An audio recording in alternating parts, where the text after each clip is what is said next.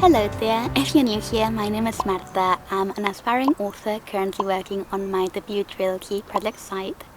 And today I thought it would be fun to take you along with me on just a little writerly day in the forest. And I want to do some blackberry picking. I want to just go on a nice little walk, maybe make some blackberry jam and some baking later today. And we've also got some Q&A questions because I recently hit 100 subscribers and I wanted to do a little something to celebrate. So I forgot my phone. It is actually surprisingly busy here considering I got up at 6 a.m. to get here extra early, but it's fine, we're gonna do it anyway. So I figured we'd answer some questions throughout the day, but there is one in particular that I wanna be answering out here in the forest because it's kind of relevant. And that is Anna's question. And she asked me two questions, the second one being, where did the idea/inspiration for Project Side come from? Now, if you're not aware, Project Side happens primarily in a forest, so I feel like this is the vibe for talking about that book. And I feel like to answer this question properly, we need a little bit of context, a little bit of moving back in time, if you will. The original draft of Project Side was written in 2016 as a NaNoWriMo project that was entirely pantsed. I would not say that I had the idea/inspiration for this project at that point. I think I got the idea/inspiration for this project in 2020 when I rewrote the entire book twice in a row, effectively. And that idea, that little spark that made me change 90% of the original story, we've basically only kept the characters at this point, came while I was playing a board game with my family. It's this artsy sort of board game that my sibling got us for Christmas, and you get these cards that have some artwork in them, and you need to figure out a title for the art piece, so a sentence, and then the other person in your team has to guess the sentence based off the art piece. But the more abstract it is, the more points you get. So you have to really know the other person to sort of figure out what they would go for that sort of art. It's very, I don't know, it was fun. And we were just playing this game for the very first time. Oop! You made me jump, hello! Hey, you, come on. Aww. Cookie, come here, Cookie, look. Cookie. Sorry. That's alright, he's Cookie's cute. sitting down, that's why. Oh my god, those dogs were so cute. As I was saying, we were playing this game for the first time, and I was thinking some of these titles that I'm coming up with for this sort of artwork could make some good book titles. And then I thought, well, if I continue thinking in this sort of train of thought, not necessarily using these art pieces, but the same play of words that I've been trying to do for this board game. And I just came through literally while we were playing, it was someone else's turn, and I was just sitting there thinking. And I came up with a couple of different ideas for potential book titles. And then I got to one that is the current working title for Project Side, which I have not revealed, and you're not getting to hear it because it will probably be the final title of Project Side. But that title is what made me realize that I could add something to the world building to make this book a lot more interesting, and that little nugget of world building is what then the next draft and the draft after sort of became completely based around. It entirely changed everything about the story. It changed the world, it changed the plot, it changed the personalities of about half of my characters. The only thing that hasn't changed are the names. So I would say that was the inspiration. So, before we answer any more questions, let's go do some blackberry picking, and then I'll talk to you somewhere else, and hopefully we'll not get attacked by a cute dog.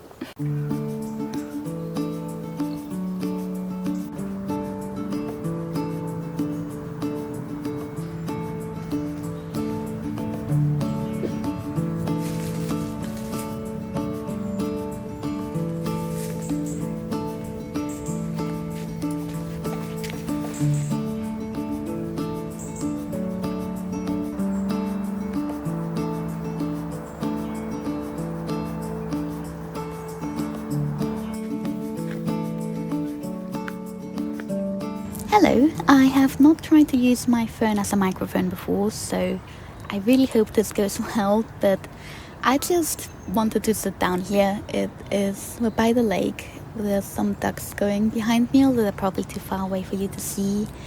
And it's just such a lovely little corner. I just felt like having a little sit down and a break. And while I'm here, we might as well answer another question. Unfortunately, there hasn't been a lot in the blackberry department. I've got maybe like 10 or so I would show you. Unfortunately, I'm using my blackberry box as a tripod at the minute. Obviously with a lid on it, I've not put my camera into the blackberries. And I think possibly the main issue I'm having is that it's very shady around here, so a lot of the blackberries that are out are not ripe yet because they haven't got enough sun. And I think there's an area close to here where I've seen more like actual ripe blackberries, not today, but like in the last few days. So if I don't find very many, I might go over there next. But we're gonna do another loop and see if I can find anything else in this area because it's just so lovely here and I'm not ready to leave yet. But so as I said earlier, Anna actually asked me 2 questions and the other question is, it's on my phone. I think it was, what's your favorite type of scene to write? And I think I would have to say character stuff. I don't think characters are my strength as such, although if you asked me what my strength was, I would probably say nothing. But I really enjoy, not necessarily like character moments where it's just one character, but like small groups of characters, so like 2 or 3 characters max on the page, having a conversation, ideally having a conversation on the like tensions. There's some situation that's like they need to talk about this right now, there's something external going on, and where they just talk, but also like character scenes that make characters develop through conversations. Those are my favorite types of scenes to write. They're also really difficult to write, but I really enjoy it when it goes well. Like it's like a difficult puzzle, figuring out what each person needs to hear and what each person can say so that both people come out of this conversation differently. And I just think that's really fun.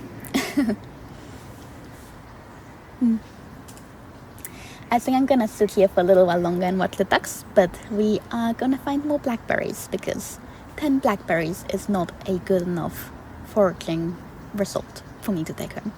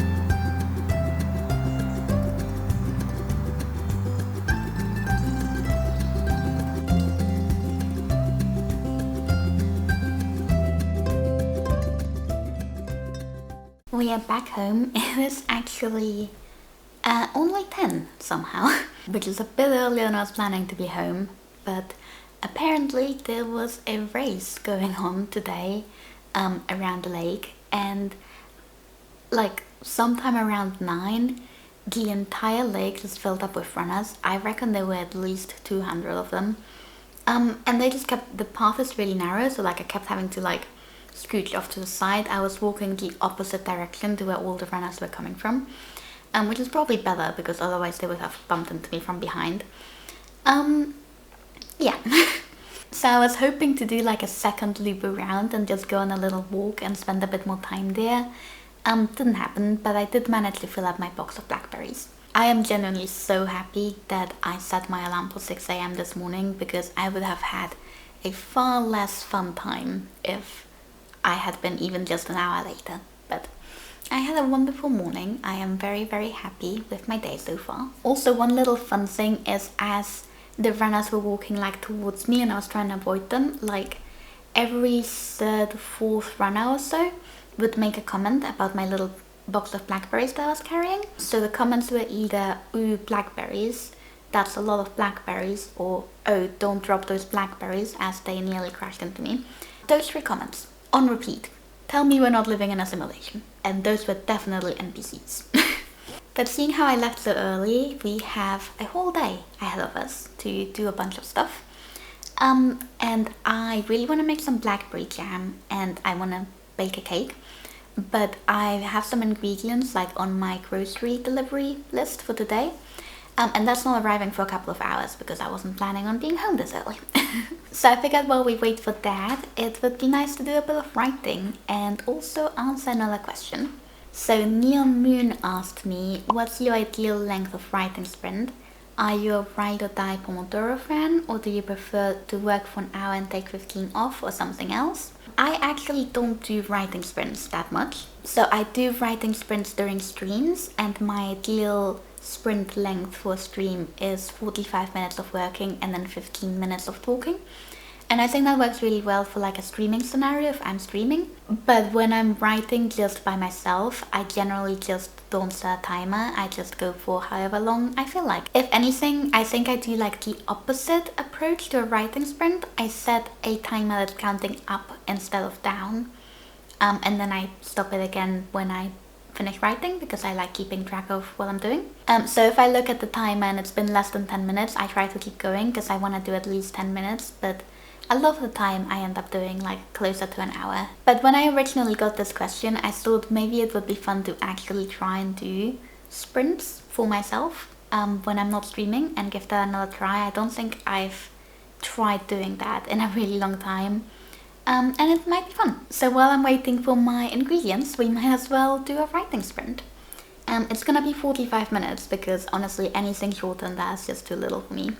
And we're gonna try and do some brainstorming. I don't think I've really talked about what I'm doing in this video, mostly because it's not meant to be a writing vlog. We're gonna do a bit of writing now, but that's probably gonna be it for the video. But I'm currently working on the 2nd book in my trilogy, and I am sort of in like this in the middle stage where I felt a bit unprepared going into revisions when I was working on the 2nd draft.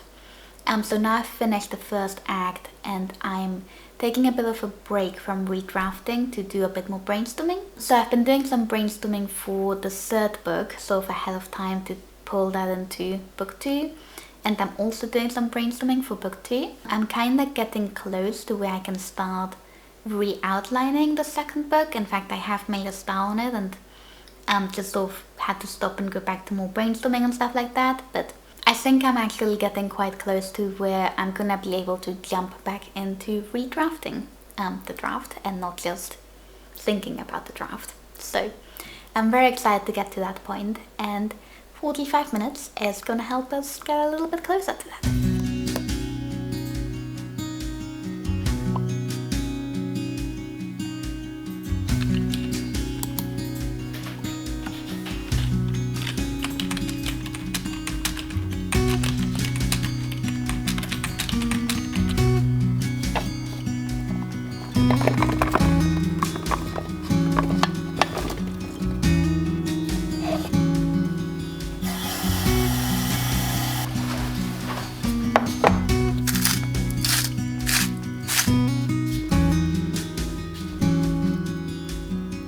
While that's sitting in salt water for a bit, I figured we'd do another question. So Anna Sophie asked, are you going to self-publish, or would you like to get into traditional publishing? And this is an interesting one, because I think I'm pretty set for self-publishing for Project Sight, which is my main project, but I'm a little bit undecided for Project Voice. Project Sight is adult fantasy. It is a trilogy, which is going to be kind of difficult to sell as a debut author, at least in a traditional way, and I really like the idea of getting to do everything myself. I really enjoy learning about things, so like learning about the publishing process and getting to make my own cover, learning how to make my own blurbs, and learning to do the formatting. Like, those are all things that I'm really excited for. But for Project Voice, that book is middle grade, so I don't think it would do very well as a self-pub book. But I don't know if trad pub is right for me, so this book is just a side project at the minute. I don't know if I'll actually publish it or if it'll just be like something I do for fun. I might decide to self-publish it just so my audience can see it if they want to, or so that my friends can read it, without actually expecting it to do well, because it is middle grade. I still got a long way to go before I'm anywhere close to making publishing decisions, but at the minute I'm very much leaning towards self-publishing. I think this is probably ready to go now, so let's make some blackberry jam.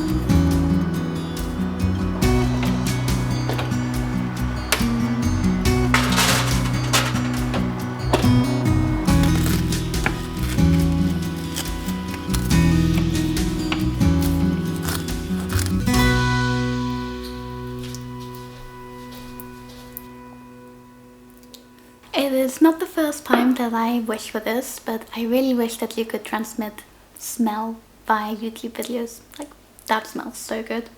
I am so looking forward to eating it. One more person asked me a couple of questions, and I'm just gonna quickly answer those before I go and enjoy my cake. But these were last minute questions that I only got this morning, and I didn't notice them until I was halfway through the video, so this was entirely unplanned. I did not realize that someone was gonna ask me this. But here's the question. So Flora asked me, what's your favorite summer baking recipe? It's Victoria sponge cake. Ideally with blackberries, or strawberries, or raspberries, some sort of summer berry food. But yes, the answer is this. And then she also asked me another question, which is, if you could control one element, for example fire, earth, water, air, which one would you choose and why? And my instinctive answer was to say fire, but as for the why, I don't actually know, because it's not a useful element to be able to control. I feel like day to day, like in this world, you'd be able to do a lot more with some of the other elements. Like earth would be really useful, I don't know. But I'm going through a phase where I'm a little bit obsessed with like circus skills, and one of the things that I've been watching a bit has been like people doing hula hoop tricks, but also hula hoop tricks with like fire on the hula hoops. And that's really cool.